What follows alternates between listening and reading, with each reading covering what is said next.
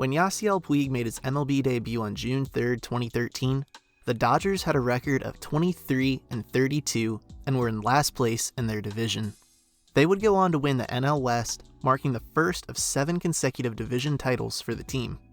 Puig is given a lot of credit for the Dodgers' turnaround that season, and rightfully so. But was his 2013 performance just a fluke? My name is Bobby, and welcome to another edition of Stat Stories. After defecting from Cuba, Puig signed a 7-year contract with the Dodgers in June of 2012 and was in the majors a year later. Let's see how he did as a rookie. In 104 games, he had 21 doubles, 19 homers, 66 runs scored, 42 RBI, a .319 batting average, .391 on-base percentage, and .534 slugging percentage. His entire offensive production can be summed up nicely by his weighted runs created plus, which is 160, or 60% better than league average. Had he played the full season, that mark would have been the best in the National League, just ahead of Jason Worth and that year's MVP, Andrew McCutchen. In terms of WAR, Puig had a mark of 3.9 on Fangraphs, which would have been roughly 5.5 over a full season. Puig has a great arm in the outfield and runs fast, but is penalized in this stat for inefficient base running and poor jumps on fly balls. Still, that kind of value is all-star caliber and even warrants some MVP consideration. And that's the exact value Puig provided the next season. 5.5 WAR, an all-star selection, and 19th in MVP voting. While he hit fewer home runs in 2014, he made up for it with 37 doubles, 9 triples, a higher walk rate, and a lower strikeout rate. So through 2 seasons, Yasiel Puig seemed like a star player who could get even better. But obviously, that didn't happen. Otherwise, I wouldn't be making a video about it. From 2015 to 2019, Puig was very consistent in terms of batting average and on-base percentage, posting marks that would be considered slightly above league average.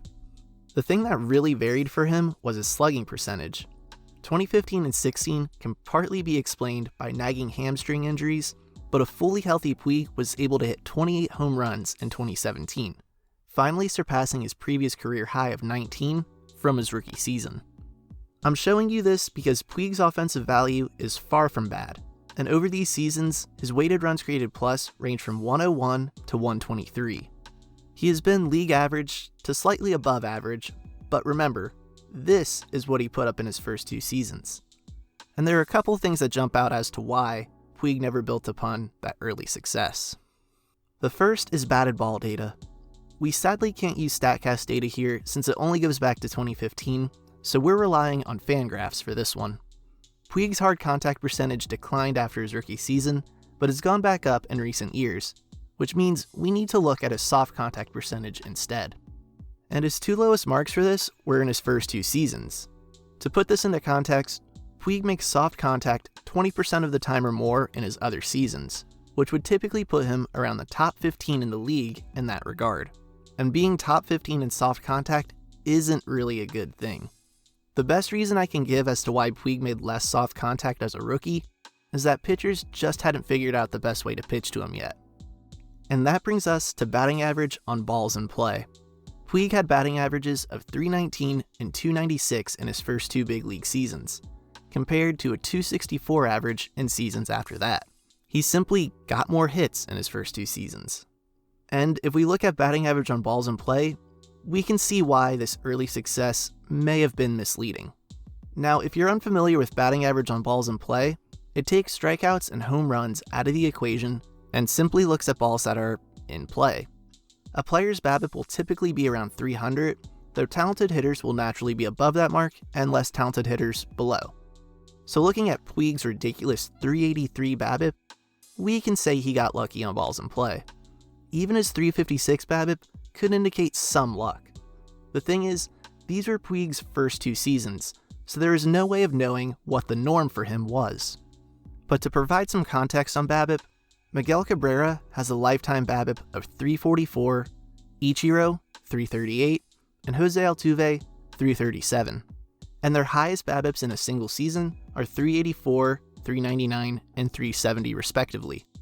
So 3 of the best hitters of this century have career marks below that of Puig's first 2 seasons. and only their best seasons in terms of BABIP can compare to that of Puig's rookie season. So even if Puig was of the same caliber as these three, he was still overperforming. Time for a fun little tangent. Puig's .383 batting average on balls in play in 2013 would have been the second highest in the majors had he played the entire season. Who was number one? Would you have guessed Chris Johnson?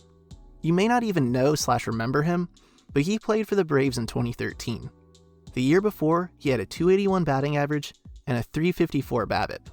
He wasn't a good fielder or base runner, didn't have a ton of power, and didn't draw many walks, so his wins above replacement was 1.4. In 2013, however, he had 3.1 wins above replacement. How did this happen?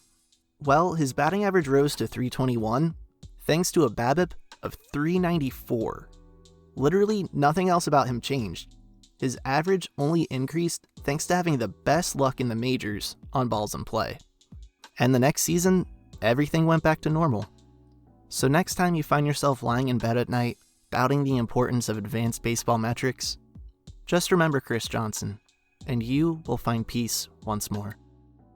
Anyway, what did we learn today about the wild horse Yasiel Puig?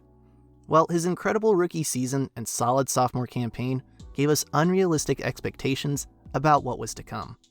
Sure, maybe he could have hit at the same level as Miguel Cabrera or Jose Altuve, but he didn't have the power of Miggy or the low strikeout rate of Altuve, meaning he would have to continue posting high BABIPs to provide high value. That kind of production just wasn't sustainable for Puig, or anyone for that matter, and when combined with injury issues the next two seasons, he was never able to find that all-star form again. So thank you for watching. If you enjoyed this video, please leave a like, share the video, and hit subscribe to help the channel grow. Check out the comment I've pinned down below and make your voice heard. Thanks again, and I'll see you in the next video.